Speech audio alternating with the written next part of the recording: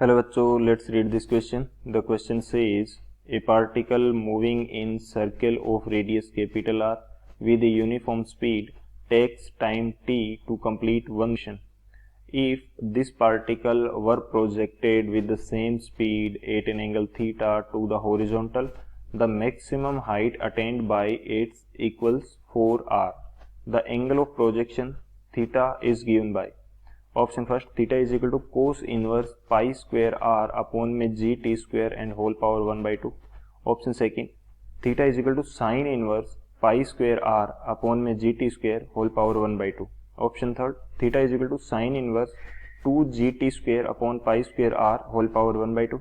Option fourth theta is equal to cos inverse ji T square pi square R whole power 1/2.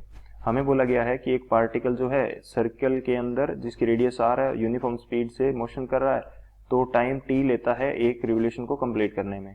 तो ये जो same उससे theta angle पे यदि project कर दें हॉरिजॉन्टल से, तो इसकी जो मैक्सिमम हाइट है वो हमें दे रखी है.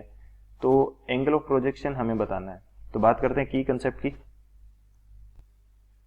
कंसेप्ट की यदि बात करें इस क्वेश्चन के लिए, तो क्या की कंसेप्ट हमारे लिए यूज होने वाला है. हम बात करते हैं की कंसेप्ट की. तो फर्स्ट की कंसेप्ट हमारा आएगा सर्कुलर मोशन. की कंसेप्ट फर्स्ट की कंसेप्ट हमारे लिए है सर्कुलर मोशन. फर्स्ट की कंसेप्ट हमारे पास क्या है, सर्कुलर मोशन.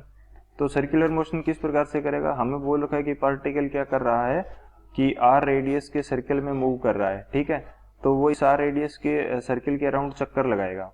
इस प्रकार से इसने चक्कर लगाए. ठीक है, तो यदि वो मैं मान लेता हूं कि इस पॉइंट ए पॉइंट से चलना स्टार्ट करता है, तो एक रिवोल्यूशन कब होगा, जब वो वापस इसी ए पॉइंट पे ही आ जाएगा. ठीक है, हमें चाहिए यहाँ पे स्पीड. तो स्पीड क्या होगी फिर इसकी, जब वो एक रिवोल्यूशन कंप्लीट कर लेगा तब. तो स्पीड हमारे लिए होता है डिस्टेंस अपॉन में टाइम. ठीक है, स्पीड हमारे लिए क्या हो जाएगा, डिस्टेंस अपॉन में टाइम. तो ये हमारे लिए फर्स्ट की कंसेप्ट रहेगा. ठीक है, सेकंड की कंसेप्ट की यदि बात करें यहाँ पे, तो दूसरा की कंसेप्ट क्या होगा, सेकंड की कंसेप्ट रहेगा हमारे लिए प्रोजेक्टाइल मोशन. ठीक है, प्रोजेक्टाइल मोशन.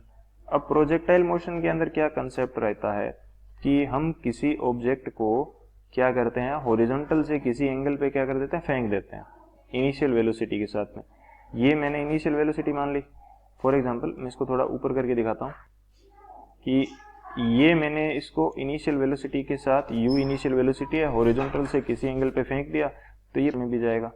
ठीक है, तो ये क्या करता है कि कुछ टाइम बाद में जब इसका हमारे लिए क्या हो जाएगा कि टाइम पीरियड जिसको हम बोलते हैं करने के बाद में ये वापस क्या हो जाएगा, ग्राउंड पे आ जाएगा. वापस कहाँ आ जाएगा, ग्राउंड के ऊपर. तो एक पॉइंट ऐसा आता है जिसपे ग्राउंड से इसकी हाइट क्या होती है, मैक्सिमम होती है. तो उस हाइट को हम बोलते हैं एच मैक्सिमम. ठीक है, तो इसके लिए हमारे पास एक फॉर्मूला रहता है एच मैक्सिमम को निकालने का. एच मैक्सिमम को निकालने का क्या फॉर्मूला रहता है, वो रहता है you square sine square theta upon में 2g. ठीक है, एक्चुअल के अंदर ये फॉर्मूला आया कैसे कि इसको हाइट पे लेके कौन जाएगा, जो इसकी इनिशियल वेलोसिटी है उसका वर्टिकल कंपोनेंट. तो वर्टिकल कंपोनेंट क्या होगा, यू साइन थीटा. ठीक है, तो अब ये हमारे लिए क्या हो गई, मोशन अंडर ग्रेविटी वाली कंडीशन होगी. तो उसमें हाइट कैसे निकालते हैं, यू स्क्वायर अपॉन 2g से. तो इसका स्क्वायर किया है यू साइन थीटा का और अपॉन में 2g रख दिया, तो ये हमारे पास फॉर्मूला बन गया. तो अब हम क्या करेंगे, ये दो की कंसेप्ट हो गए, इन दोनों की कंसेप्ट की हेल्प से इस क्वेश्चन को सोल्व कर लेते हैं. तो बात करें यदि सॉल्यूशन की, तो सॉल्यूशन हमारे पास क्या हो जाएगा, सबसे पहले तो वो स्पीड निकाल लेते हैं जो सर्कुलर मोशन की वजह से उसके पास होगी. स्पीड को मैं u बोल देता हूं, तो वो है डिस्टेंस अपॉन में टाइम. वो क्या है, डिस्टेंस अपॉन में टाइम. तो जब पार्टिकल एक रिवोल्यूशन कंप्लीट करता है तो वो क्या करेगा, इसकी पेरीफेरी के अलोंग ही तो चलेगा सर्किल की. तो एक रिवोल्यूशन में कितना पाथ चलेगा, ये उसकी पेरीफेरी के जितनी उसकी पेरीफेरी होगी उतना ये पाथ चलेगा. तो पेरीफेरी क्या हो जाएगी 2 पाई आर, और अपॉन में टाइम कितना लग रहा है, t लग रहा है. तो u का वैल्यू आ गया आपके पास. ठीक है, अब h मैक्सिमम जो है वो हमें क्वेश्चन के अंदर बोल रखा है कि कितना है, 4r के इक्वल है. h मैक्सिमम हमें क्वेश्चन में 4r के इक्वल दे रखा है, वो यहाँ पे पुट कर देते हैं. ठीक है, तो h मैक्सिमम का फॉर्मूला हमारे पास है, उसकी जगह 4r रख दिया. u का स्क्वायर कर दीजिए, u का स्क्वायर करेंगे तो 4 pi square r square upon में t स्क्वायर, और साथ में क्या है 2g है नीचे, तो ये आ गया 2g, और ऊपर क्या है साइन स्क्वायर थीटा है। ये कंडीशन आ गई। अब 4 से 4 हो गया कैंसिल आउट, r की एक पावर जो है इस एक r से चली गई, तो साइन स्क्वायर थीटा लिख लीजिए यहाँ पे। साइन स्क्वायर थीटा किसके इक्वल आ जाएगा, टी स्क्वायर 2g अपॉन में pi square r, T square 2g upon में पाई स्क्वायर r आ गया। ठीक है,